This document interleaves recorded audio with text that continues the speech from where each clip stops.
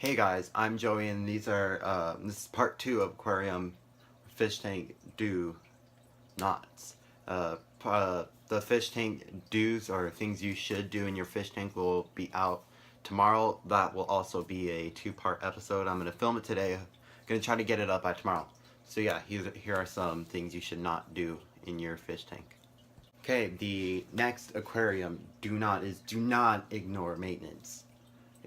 You ignore maintenance, it's gonna go bad easy. In this tank, planted tanks. It gets the plants benefit from all the extra food and extra stuff in there. They do benefit from it, but you still gotta clean it. Like there's still some algae on the back. Those you gotta scrub it if you don't want it to buy a fish that'll eat it. Uh, if you have plants, you just don't gravel vacuum really close to the plants, because then you can destroy their roots, and that's not good. They do benefit from the extra food and the waste and everything, but too much can be a problem. The plant is not gonna. If you have a big 55-gallon tank, and then you have one jungle valve, or not jungle valve, Java fern, it's not gonna get rid of everything in there. So you're gonna have to do maintenance, and if you do have a planted tank, just don't gravel vacuum close to the plants, and don't be very precise. Like, okay, don't just every 2 inches, maybe do every 5 inches, depending how big your fish tank is.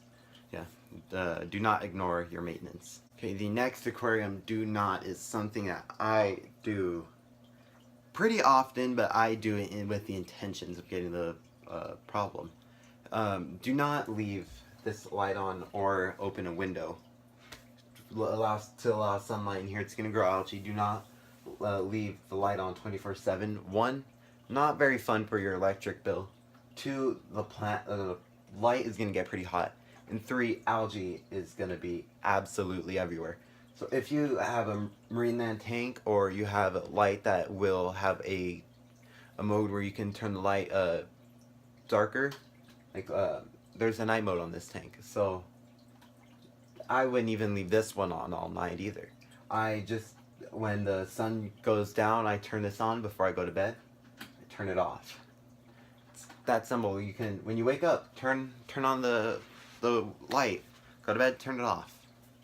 It's pretty simple. And the window thing, you definitely can open it, but I don't recommend it. Algae is going to be everywhere. But and that's also something. Do not put the fish tank by a window. Like, oh, people are gonna walk by the house and they're gonna see a fish tank. It's gonna be beautiful. No, it's not. Okay, adding to not leaving the light on 24/7. You when you have the light turned off when you're asleep, you really should have like a really a light that's not bright at all, but a light that's there. Like the night mode on this, I don't, not that but I do. It does get annoying, especially if your fish tank is in your room. It's just plug in a light, and then have the part the light comes out of kind of facing your fish tank, so it gives them a little light. So in nature, when it's completely dark outside, there's still some light. So that's going to be pretty close to what they deal with in the wild. But it can definitely get pretty annoying if the fish tank is in your room and you have this plugged in. It can make it hard to sleep sometimes, but it doesn't really bother me anymore because you get used to it. But so yeah, just make sure you have a little light shined on your tank. Okay, the next do not is do not touch your fish. You don't know if they have a stinger on them, like catfish. A lot of people don't know that they actually have a stinger on them. I think they actually have 2 on their fins, 1 on each side. I've only seen 1 when I'd go fishing, catch a red-tailed catfish, and then you see the stinger. But even the little catfish we have in our hobby, like the Cory cats, those have stingers too. And you don't know if your fish is gonna bite you too. It's not gonna absolutely hurt, but it's just not very safe for the fish, and it's not very fun for you. And some fish are actually poisonous and you didn't even know. Like rabbitfish, fox-faced rabbitfish, one-spot rabbitfish, is that what they're called? I'm not really sure. Um, their top, the dorsal fin, they have spines on them and they will inject poison. Same with lionfish. They are very poisonous, and I don't think there have been any reported deaths due to those fish, but it's still not going to be fun to deal with getting stung or bitten by your fish. Especially if you have an arowana in your tank. I'm not saying he's definitely going to bite your finger, but if he does, that's not going to be fun. If you do end up getting poked by a fish that you're not sure if it's venomous or not, it has a stinger and it poked you and you're bleeding, first make sure rinse your hand in hot water. Hot. I'm not saying a little warm water, but super hot. It's gonna hurt, but it's better than having your whole hand all messed up. That will take the venom out. Make sure you just get the blood out of the tank. I don't think that's very good for the fish. But definitely worry about yourself first. Make sure you're fine, and then get the blood out of the fish tank. Yeah, do not touch your fish. Okay, the next do not is, do not put your fish tank in your room. I have made that mistake. I'm in my bedroom right now, and I have a 30-gallon tank in there. One, no one's gonna see it in here. Two, it's loud. Just listen to it. You can hear the filter going. I don't know if you guys can hear it, but I definitely can. You can hear the water running. It gets annoying, especially with the water. You're gonna have to get up and pee every 20 minutes. It's not very fun. And another thing, when you open the lid of the tank, it tends to smell. And you don't want your room to smell like fish because you have a fish tank in there. Yeah, you do get used to it eventually, but if you have someone over, especially a significant other, it's not very intriguing. You bring your girlfriend or boyfriend into your room, and then there's like, what's that smell? And it's not fun. So do not put it in your bedroom. This next do not is definitely one that I think you guys should know. It should be common sense, but I feel like some people may not know, especially beginners. Do not put snails in an open lid fish tank. They are going to get out, and I've heard of people going to work and then they come back and then their snail is like at the bottom of the stand.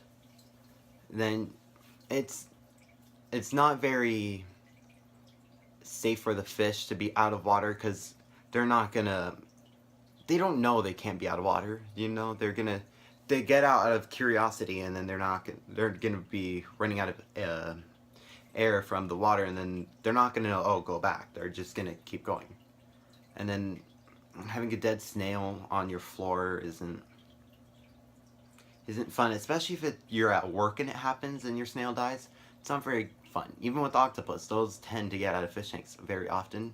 Yeah, they can be out of water for, I think, like over an hour, but still, if you go to work for only an hour, then you have the job of perfection.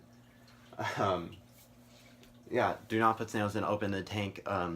They will get out. Or don't put fish that jump and open the tanks. Like one fish that a lot of people don't know can jump are betas. They aren't born and then they just start jumping. They do end up learning. If you hold food above your fish tank, they'll jump up. They'll like jump and get it. So yeah, I wouldn't recommend training your beta to jump, but yeah, a lot of fish jump. Peacock eels, they jump like crazy. When my peacock eel was relatively new to the tank, I'd walk into my room and then he'd hit the lid, and I gotta make sure he's okay. So yeah, do not put fish that jump in your tank, or snails in a tank that's open. Okay, the next aquarium do not get your fish tank without planning. It can cost you a lot of money in the future, and it's not going to make it easy on you at all. In this tank, I knew what I wanted to do. I knew I wanted live plants, so I got a gravel that's not the best for live plants. But you should still always plan. If you get a 300-gallon tank and you think, oh, it's great, I $90 off, or 90% off, that's great. There's nowhere you're gonna put it, and two is if you live in the upstairs, is it the floor gonna be able to support it? So you should always plan for your tank, and it's definitely gonna be very helpful. Okay guys, thank you for watching. Make sure to subscribe and tell your friends about this channel.